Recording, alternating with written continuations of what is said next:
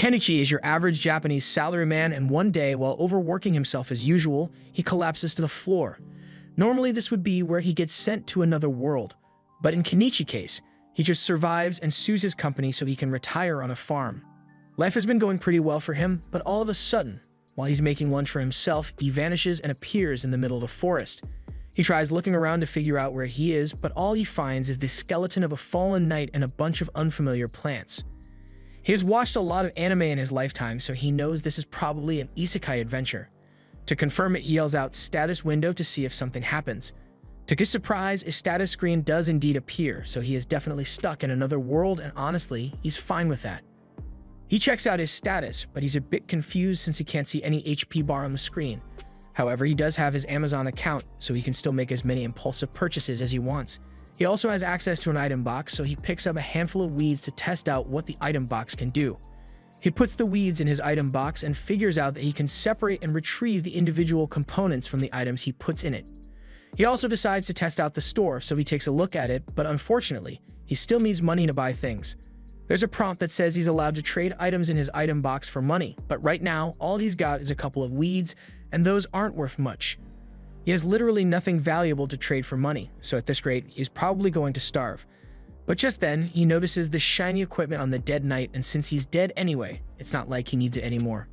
And the first thing Kenichi does is buy some daily necessities and some bread from the store. Afterwards, he buries the knight's skeleton to pay his respects and leaves the area on the new bicycle he bought. He's searching for some kind of settlement so he can talk to some people and earn some money, but he has no idea where he is. For now, he decides to just set up camp for the night since he's not going to find anything today.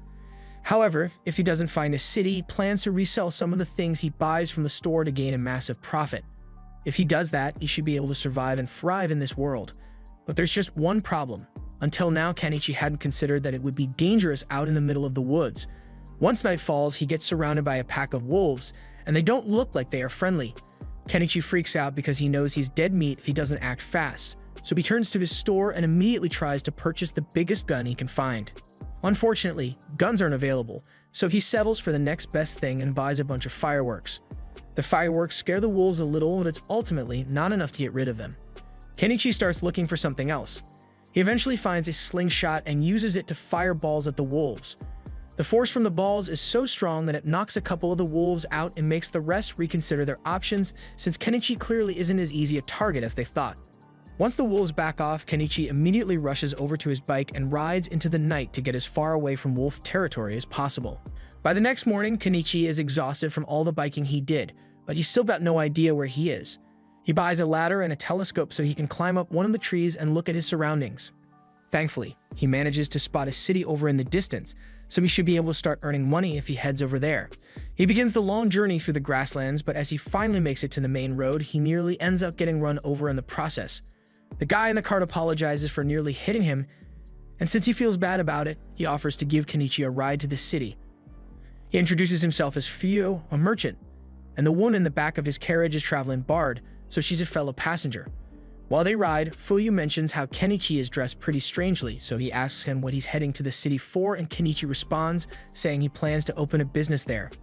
Eventually, they make it through the city gates, so Fuyu drops Kenichi off in front of his store and Kenichi helps him unload his cargo. Fuyu thanks Kenichi for his help, but Kenichi is the one who should be thankful here since really helped him out. To show his gratitude, he gives Fuyu a pouch of pepper, but once Fuyu realizes what this is, he warns Kenichi not to sell it in this city. There's a spice mafia called Bacopa, and they have a total monopoly on the spice market, so if Kenichi tries to compete with them, they might send the Boeing assassin after him. Kenichi hadn't realized that simply selling his goods could be so dangerous, so he is thankful for Fuyu's warnings. Fuyu normally wouldn't want to risk drawing the attention of Bacopa, but since it's a private deal between him and Kenichi, he decides to buy the pepper. Kenichi tries to tell him he doesn't have to pay for it, but Fuyu insists since a merchant never accepts anything for free because that would mean he owes Kenichi a favor. Kenichi can understand that, so he accepts Fuyu's payment, but even though he was giving Fuyu a discount, he still got a lot more than he was expecting. He only paid 1,000 yen for that pepper, but Fuyu paid him the equivalent of 100,000 yen for it. Kenichi walks around town for a bit, and he eventually finds a local inn and restaurant, so he heads in and is greeted by the hostess Azalea. He tells her he is here for lodging, and she would be happy to help with that, so she shows him to the front desk. The price for one room is 1 copper coin and payment has to be made up front, so Kenichi gives her the money. Now all she needs Kenichi to do is write his name in the contract, but Kenichi suddenly realizes that he doesn't know how to write in this country's language. Azalea notices Kenichi's strange clothing, so she asks if he's some kind of foreign ambassador, but Kenichi tells her that he's just in town because he wants to start up his own business. Azalea is supportive, but she doesn't think Kenichi will be accepted by the merchant guild since they require their members to be able to read, write, and do math, and he apparently can't. Kenichi is perfectly literate, but he just doesn't understand the language of this country, and as for math, he's pretty good at it, so that shouldn't be a problem. Azalea doesn't believe Kenichi really knows how to do math, so she asks him a basic multiplication problem to test him, and Kenichi answers instantly, basically making him a math genius in this world.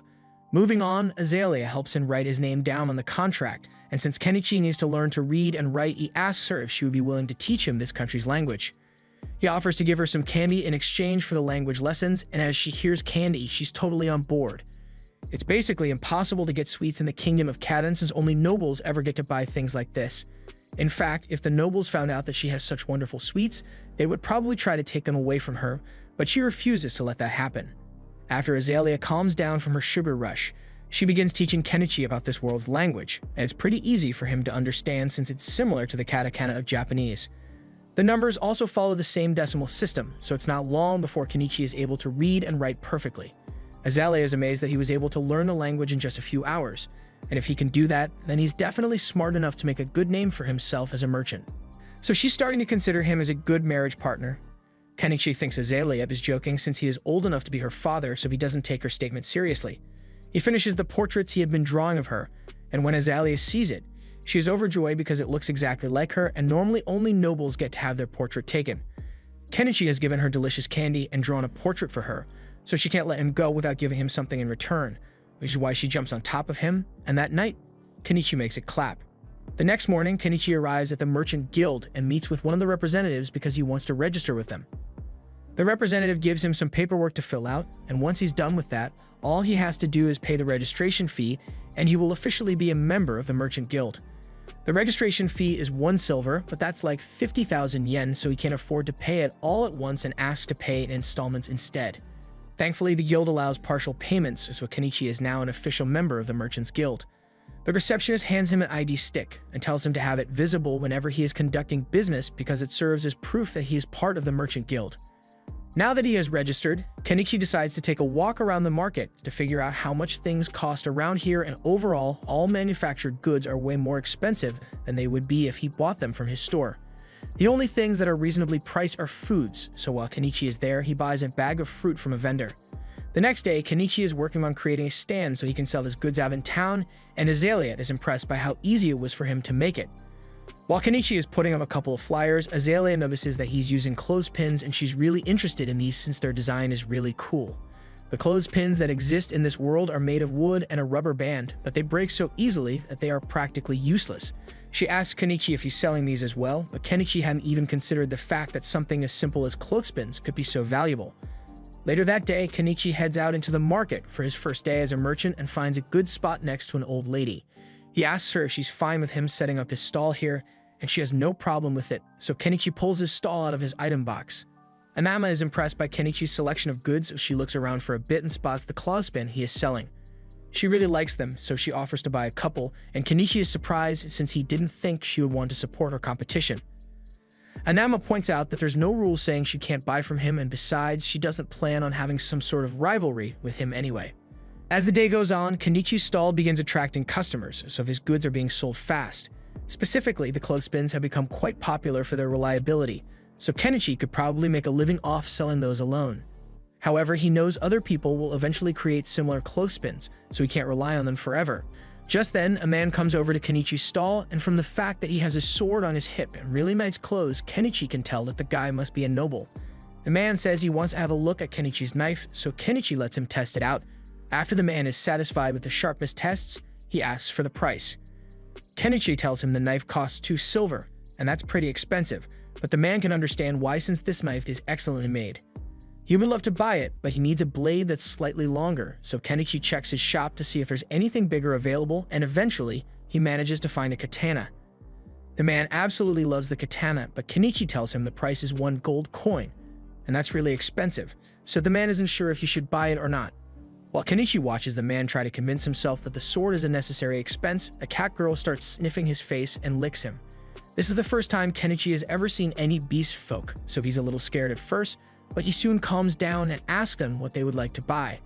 They tell them they want the cloth that he is using to cover his stall, and those originally weren't meant to be sold, but Kenichi is a businessman, so if they want the cloths, then he will sell them the cloth. He tells them one cloth costs 3 copper pieces, but since they want to buy 3, he will give them a discount and only charge 8 copper instead. That's a good deal for them, but the beast folk are really bad at math, so they don't understand what Kenichi said at all and assume he's trying to scam them. The nobleman tells the beast folk that Kenichi is telling them the truth, so they don't need to worry about being scammed. So they take his word for it and buy the cloths. The man also decides to buy the sword since it is incredibly well made, so by the end of the day, Kenichi made a really good profit. Meanwhile, elsewhere in the city, a maid who bought Kenichi's clothespins shows them to her master Primula. Margaret asks Primula if they can use these in the mansion since they would make her work a lot easier, and Primula thinks that's a good idea, so she tells Margaret to go buy some more tomorrow.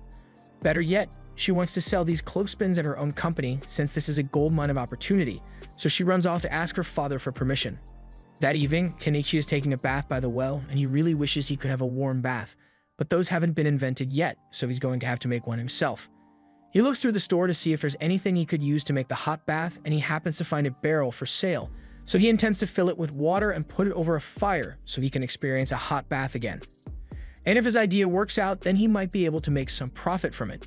That aside, Kenichi has been benefiting a lot from his online store screen, but he has no idea how it actually works or how the packages even get to him in the first place. To be honest, it's way too good to be true, so Kenichi worries it might steal his soul as compensation at some point, but for now, there's no use worrying about it, so he decides to go to sleep. Meanwhile, out in the forest, there's a little girl named Anemone, and she's currently on the run. This was the end of episode 1. Subscribe to not miss the next part.